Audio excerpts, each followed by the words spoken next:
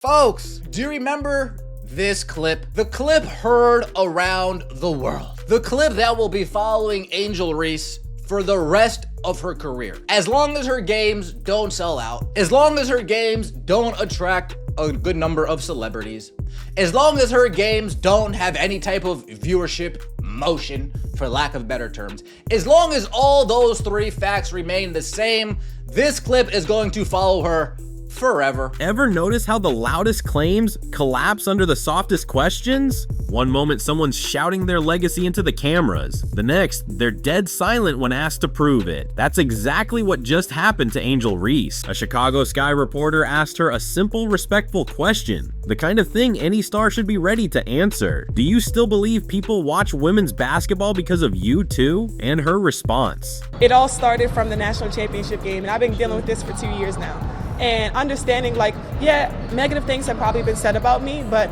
honestly, I'll take that because look where women's basketball is. People are talking about women's basketball, but you never would think that we'd be talking about women's basketball. People are pulling up to games. We got celebrities coming to games, sold out arenas, like, just because of one single game.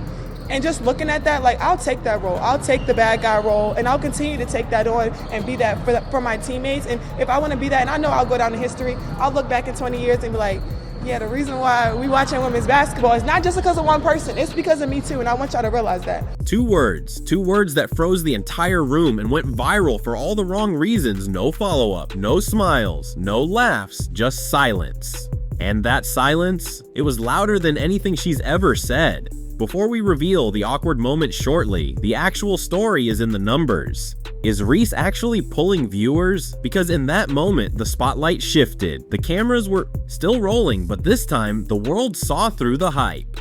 While Angel Reese dodged reality, Caitlin Clark was out selling arenas, breaking records, and moving the entire WNBA economy. So now the question isn't who said it louder, it's who backed it up. And what comes next will show exactly why talking like a star and performing like one are two very different things. Sorry, young lady. Nobody knows who you are. Nobody would be watching the WNBA additionally for you. This is all about Caitlin Clark. Caitlin Clark is bringing the money to the game, the planes to the game, the TV viewership. The WNBA is on fire because of Caitlin Clark. Let's rewind to the moment that lit social media on fire. Angel Reese, fresh off an NCAA championship, stood tall and declared with full confidence, "People watch women's basketball because of me too." She said it like a fact, like her presence alone shifted the culture. Reese didn't just want to be part of the spotlight, she wanted to own it. She positioned herself as the reason for the women's basketball boom, alongside or even above Caitlin Clark. Fans ran with it, haters mocked it, but either way, she owned it until she didn't. Fast forward to 2025, a new season, a new league, a fresh start with the Chicago Sky. At a routine preseason press conference, a local reporter asked what seemed like a fair question. No malice, just curiosity. Last year you said people are watching women's basketball because of you too. A year later, do you still believe that? The room held its breath, and Angel Reese, she blinked and said, "Last year you made a powerful statement saying the reason people are watching women's basketball is not just because of one player, but because of you too.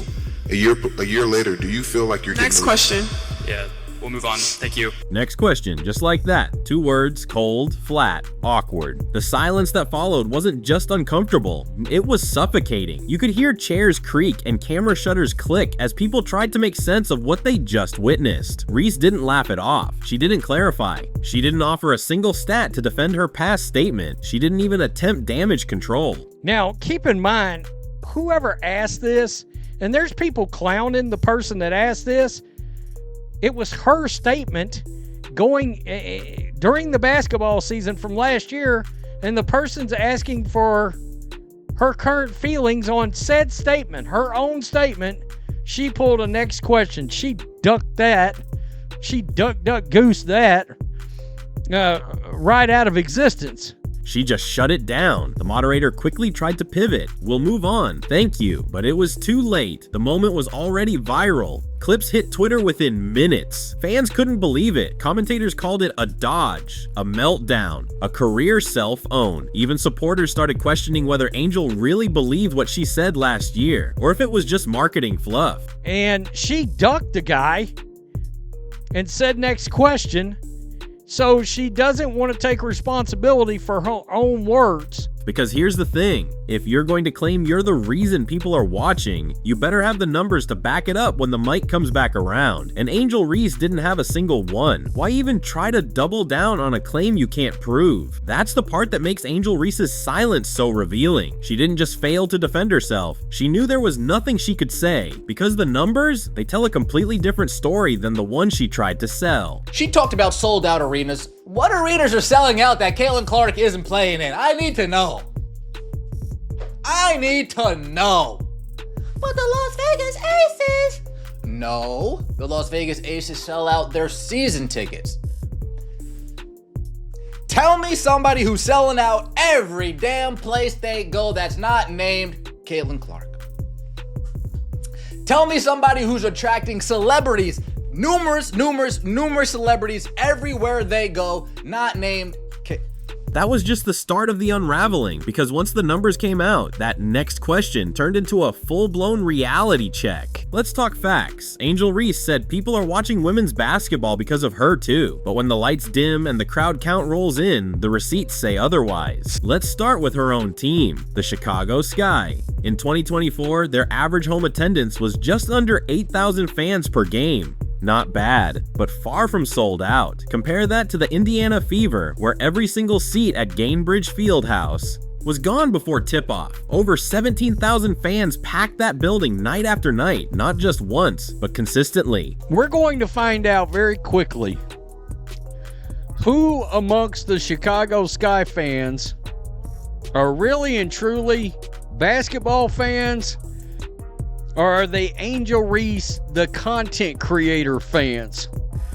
Because, and you got some of those folks obviously tuning in for basketball, but is it because of Angel Reese or for the best interest of the Chicago Sky team and you want to see them win ball games? So when Reese claimed she was the draw, the math didn't add up then, and it definitely doesn't now. Now let's zoom in on something even more telling, her homecoming. Reese returned to LSU for a preseason WNBA game, her old stomping grounds, the arena where she built her brand, won a national title, and became a household name. This was supposed to be a triumphant return, but when game day arrived, only 6,000 fans showed up to the Pete Maravich Assembly Center, a venue that holds over 13,000, less than half full. For the woman who claims she was the reason people watch, that's not just underwhelming, that's embarrassing, and it doesn't stop there. Angel Reese voluntarily went on a quote, they're watching for me too, and I want y'all to realize that rant, because she wanted that attention.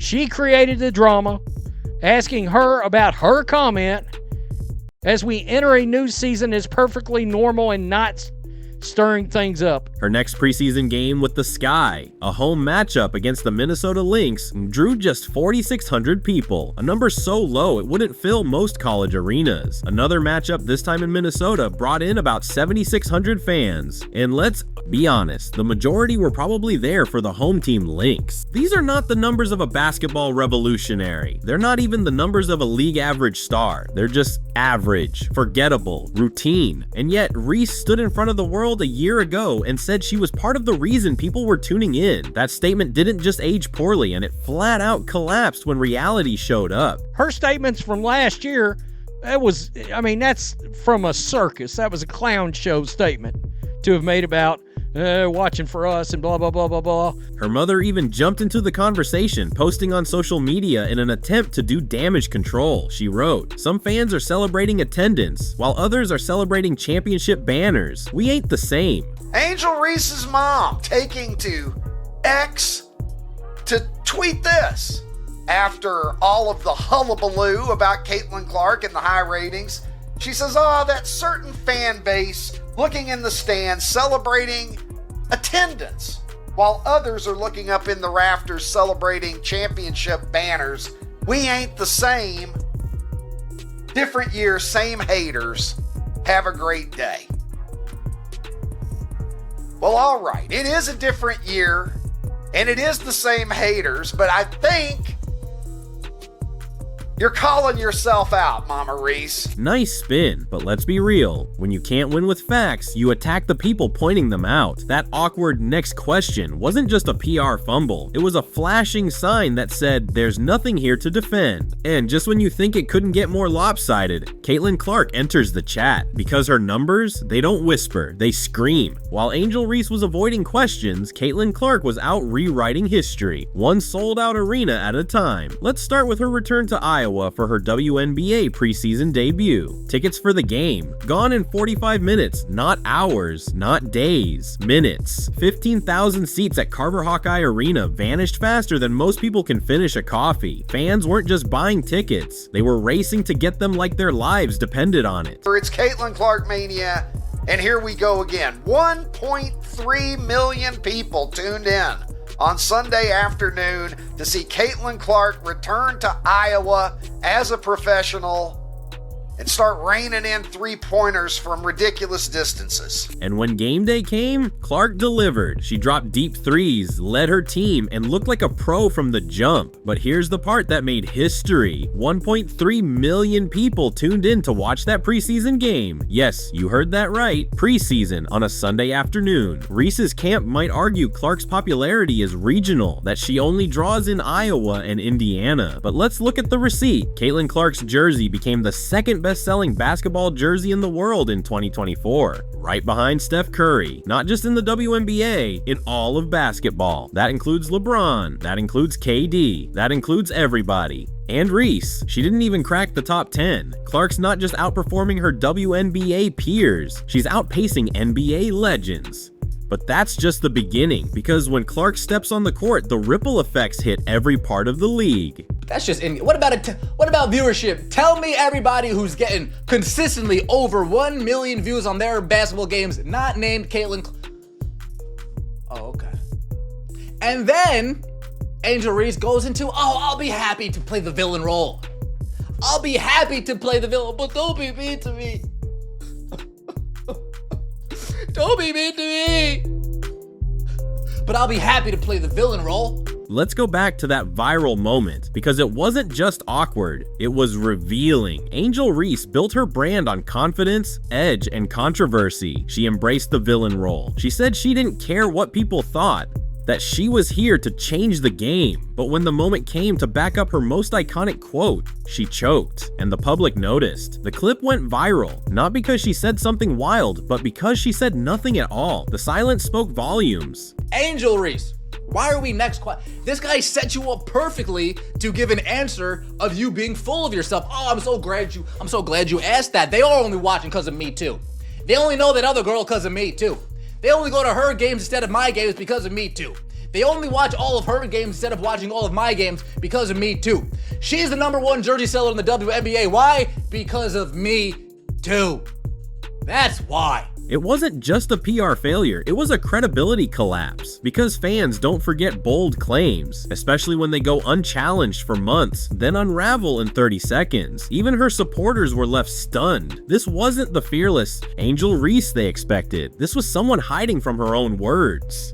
Her mom's tweet, meant as a deflection, only added fuel to the fire. Instead of addressing attendance, merchandise, or viewership numbers, she brought up banners and haters. But here's the thing, college championship banners don't sell tickets today. Star power does. And Caitlin Clark isn't arguing about who's watching, because everyone's watching her. And the networks? They've already picked their side. Now talking about TV deals, they're the real test of who moves the needle. In the 2025 WNBA season, 41 out of 44 Indiana Fever games will be nationally televised. That's 93% of their schedule. To put that in perspective, even the Los Angeles Lakers only got 39 national TV games this year. Of course, we have the Indiana Fever being that premier team in the WNBA. They are the team that has the most fans. Like they said, every away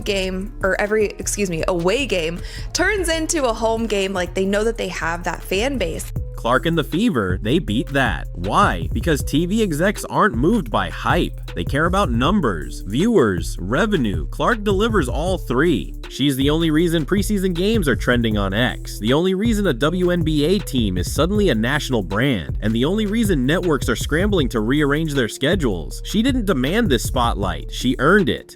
And the WNBA, they know exactly what they have. Their latest national commercial doesn't hide it. Clark is front and center, because whether you love her or love to hate her, you're watching. But it's not just hype, it's strategy. And one team is playing chess while the other's stuck in checkers. Here we have today, basically clapping back at all of that and proving that they know that they are the moment, they are the Showtime team, they are the biggest team currently in the WNBA. This kind of stuff is not only good for the Indiana Fever, it's good for the entire WNBA. While Chicago seems unsure how to build around Angel Reese, the Indiana Fever had a plan from day one. They didn't just draft Caitlin Clark and hope she'd succeed. They built an entire winning ecosystem around her. Even Sophie Cunningham said Clark reminded her of a young Diana Taurasi. Just spicier, flashier, and somehow even more dangerous. That's not casual praise. That's a future Hall of Famer recognizing a generational talent. Now contrast that with Chicago. What's their plan with Reese? I think anytime you play with the GOAT of our team, or the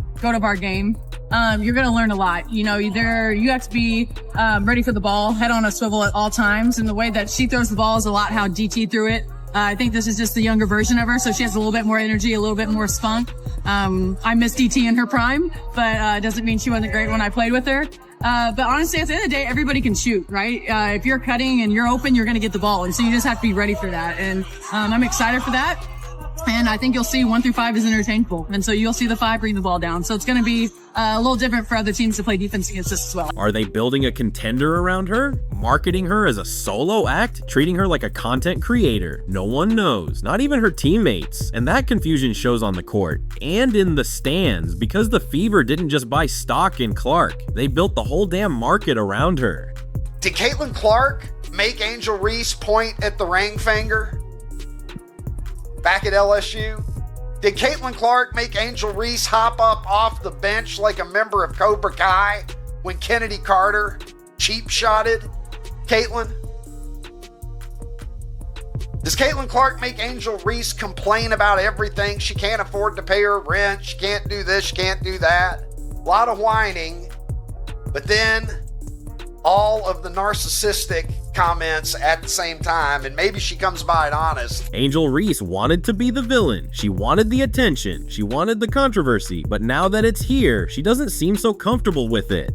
She talks about playing the bad guy, but complains when criticism comes. She says she's that girl, but can't handle the heat when asked to prove it. She claims she was the reason people watch, but the seats, they're still empty. Meanwhile, Caitlin Clark hasn't said much of anything because she doesn't need to. Her impact isn't a debate, it's a headline. It's sold out games. It's national commercials. It's jerseys flying off shelves faster than LeBron's. And while Angel Reese is hoping someone notices her, Clark already has the world's attention. All of this leads to one final moment, one game, one showdown, and it's the season opener. For May the 17th in Indianapolis, Indiana, when the season is going to be kicked off with the Ali Frazier of our generation. Caitlin Clark hosting the Chicago Sky and Angel Reese. The Indiana Fever at Gainbridge Fieldhouse in Indianapolis. Mark your calendars. May 17th, Gainbridge Fieldhouse. Caitlin Clark and the Indiana Fever hosting Angel Reese and the Chicago Sky. The hype is massive, the pressure is real, and the contrast could not be clearer. One team has built a dynasty in waiting, the other still trying to figure out who they are. One player has been backed by strategy, numbers, and results. The other has been backed by quotes, marketing, and hope. And when they finally share the court, no microphone, no slogan, no tweet will matter, just the scoreboard and the eyes of the world watching every second. Angel Reese made one of the boldest claims in women's basketball history. Caitlin Clark didn't say a word, and now Clark is leading a franchise, selling out arenas, dominating TV schedules, and transforming the WNBA's future in real time. Reese? She couldn't even answer a follow-up question without freezing up. This isn't about who's louder, it's about who delivers. Because in sports, just like in life, some people talk about being great, others just prove it. So what do you think? Is Angel Reese still the reason people are watching? Or has Caitlin Clark officially taken over the league? No questions asked. Drop your thoughts in the comments. Smash that like button if you're ready for May 17th. Hit subscribe so you don't miss a single update this WNBA season, because we're just getting started. Thanks for watching, and we'll catch you in the next one.